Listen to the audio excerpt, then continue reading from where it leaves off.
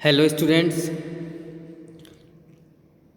in last lecture we discussed about the topic combustion process. Today we will discuss on the topic pollutant emissions. Students, let's start. What are emissions? Where do they come from? कि emission उत्सर्जक क्या है और ये कहाँ से आते हैं। तो यहाँ पे हम बात करते हैं इमिशन की।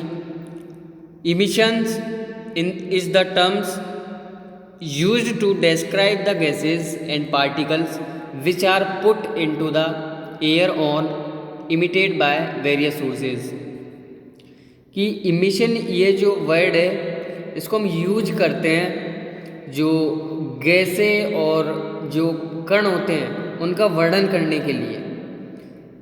नेशनल ट्रेंड्स की यदि हम बात करें तो the amounts and types of emissions change every year. कि हर साल ये चेंज होता है अमाउंट और टाइप किसका, इमिशंस का। These changes are caused by changes in the nation's economy, industrial activity, technology improvements, traffic and by many other factors. क्या होता है स्टूडेंट्स, हर साल ये जो उत्सर्जन की मात्रा होती है ये और जो प्रकार है वो चेंज होते रहते हैं। और ये जो चेंजेज हैं ये नेशन मतलब देश की जो अर्थव्यवस्था है, औद्योगिक गतिविधि है, प्रौद्योगिकी है, यातायात है और जो भी अन्य फैक्टर हैं इन सब के क्या होते हैं, कारण होते हैं। इन सबको ये प्रभावित करते हैं। Air pollution regulation and emissions controls also have an effect. The national air pollutant emissions trends report summarises long term trends in emissions of air pollutants and give in depth analysis of emissions for the current year. The report also discuss emission evaluation and prediction methodologies. ये students होता क्या है कि जो वायु प्रदूषण नियम और उत्सर्जन नियंत्रण पर इनका क्या पड़ता है, प्रभाव पड़ता है। ये जो अपना national air pollution emission trends है तो इसके अंतर्गत बताया गया है कि जो वायु प्रदूषकों के उत्सर्जन में ये जो ट्रेंड है इनका, तो इनका जो समराइज है ये इसमें रिप्रेजेंट करते हैं। और जो प्रेजेंट टाइम जो चल रहा है उसमें ये जो इमिशंस है इनकी गहराई से इनका क्या करते हैं अपन डिस्कस करते हैं आगे। और इसमें हम बात करें तो इसमें ये जो इमिशंस की जो रिपोर्ट होती है इसमें क्या करते हैं, इवैल्यूएशन एंड प्रिडिक्शन मेथोडोलॉजीज, मतलब जो भविष्य आगे कितना होने वाला है, ये जो पॉल्यूटेंट है इनके उत्सर्जन के इनका आगे क्या प्रभाव पड़ेगा, इन सब का हम इसमें क्या करते हैं, अध्ययन करते हैं। नेक्स्ट स्टूडेंट हम बात करते हैं क्राइटेरिया पॉल्यूटेंट्स। क्राइटेरिया पॉल्यूटेंट्स की हम बात करें मानदंड प्रदूषक, तो इसमें the United States Environmental Protection Agency EPA short में इसको कहा गया है, is mainly concerned with emissions which are और could be harmful to people. कि ये इसमें क्या बताया है EPA में कि किससे रिलेटेड है, ये जो लोगों के लिए हानिकारक हो सकते हैं, मतलब जो पॉल्यूटेंट मुख्य रूप से इमिशन से रिलेटेड है और जो पीपल्स के लिए हार्मफुल हो सकते हैं। ठीक है, नेक्स्ट बात करें हम EPA calls this set of principal air pollutants criteria pollutants. तो ये जो EPA है इसमें जो मुख्य वायु प्रदूषक है, मापदंड प्रदूषक है, इनको ये जो मुख्य प्रदूषक है इनको क्या कहते हैं, ये जो सेट है इनका जो प्रिंसिपल एयर इनका क्या कहते हैं, कॉल्स दिस सेट, इनका क्या कहा जाता है, सेट कहा जाता है। ठीक है, the criteria pollutants are carbon monoxide, की बड़ी संख्या में ऐसे यौगिक है जो खतरनाक हो सकते हैं। ठीक है, ये जो मानदंड प्रदूषक है इनकी हम बात करें तो इनमें है पहला carbon dioxide, lead, nitrogen dioxide, ozone, particulate matter, sulphur dioxide. तो ये क्या है, क्राइटेरिया पॉल्यूटेंट्स। ठीक है स्टूडेंट्स, आगे हम बात करते हैं, there are also a large number of compounds which have been determined to be hazards which are called air toxic. तो बड़ी संख्या में ये जो यौगिक हैं जो खतरनाक होने के लिए इनको कहा गया है कि इनको डिटरमाइन अपन करते हैं, तो इन्हें और अधिक खतरनाक कहा गया है। ये जो है ना, ये क्राइटेरिया पोल्यूटेंट्स, इनको बहुत ज़्यादा खतरनाक कहा गया है। स्टूडेंट नेक्स्ट हम बात करते हैं सोर्सेज की, ठीक है। तो सोर्सेज की बात करें तो सोर्सेज में there are many sources of emission. ये जो उत्सर्जक है इसके कई स्रोत हैं। These have been grouped into 4 categories. Mainly इनको 4 भागों में इन्होंने कैटेगराइज किया है। First point, second mobile, third biogenic and fourth area. Point sources include things like factories and electric power plants. ठीक है स्टूडेंट, इनको 4 भागों में कैटेगराइज किया गया है। अब आगे हम बात करें तो mobile sources includes car and trucks of course, but also lawn mowers, airplanes and anything else that moves and puts pollution into the air. बिंदु स्रोतों में ये जो अपन ने जो पॉइंट सोर्स है उसकी बात की, इसमें क्या क्या आते हैं, जो कारखाने फैक्ट्रीज होती है और जो पावर प्लांट होते हैं ये इसमें शामिल है। ठीक है, पॉइंट सोर्सेज की हम बात करें तो इसमें, और मोबाइल सोर्सेज की बात करें तो इसमें कार ट्रक शामिल है। बट ये जो लॉन मोवर्स है, इसको कहते हैं जो घास काटने की मशीन होती है।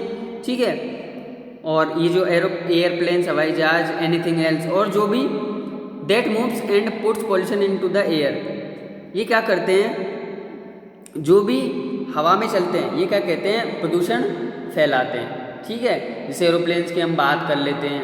ठीक है स्टूडेंट्स, नेक्स्ट हम बात करते हैं रूल्स एंड रेगुलेशन कि क्या तो नियम है और क्या इसके विनियम है। इन 1970 the United states Congress passed clean air act CAA। देखो आजकल CAA और चल रहा है, जिसकी स्थापना 11 दिसंबर 2019 में हुई, जो आजकल जिसको कहते हैं नागरिकता संशोधन अधिनियम, तो वो अलग है। ये जो अपन CAA की बात कर रहे हैं ये 1917 में हो गया था, तो ये इसका है full form clean air act. ठीक है, तो इसके हिसाब से हम बात करें amendments, the CAA was passed in 1963, तो इसमें ये हो गया था संशोधन।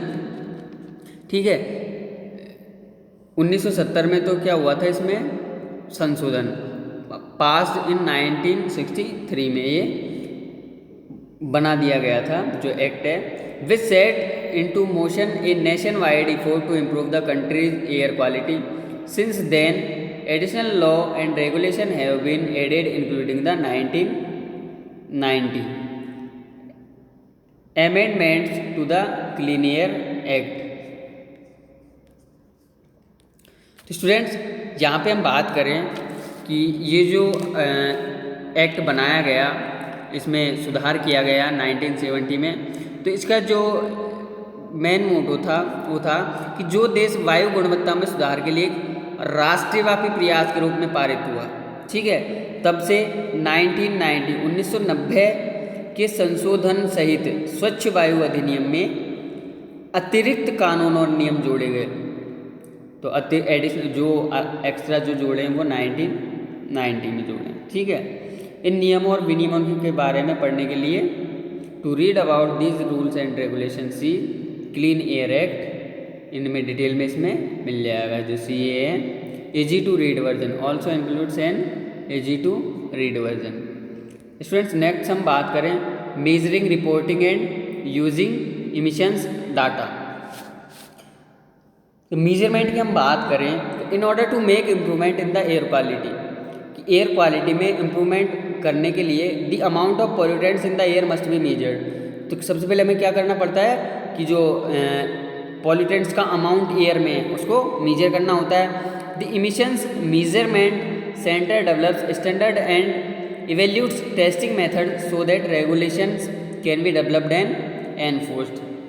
तो यहाँ पे सीधी सी बात हम करें तो कि जो एयर की जो क्वालिटी है उसमें सुधार करने के लिए इनकी जो पॉल्यूटेंट्स की अमाउंट है इसको क्या करना है, मेजर करना है। ठीक है।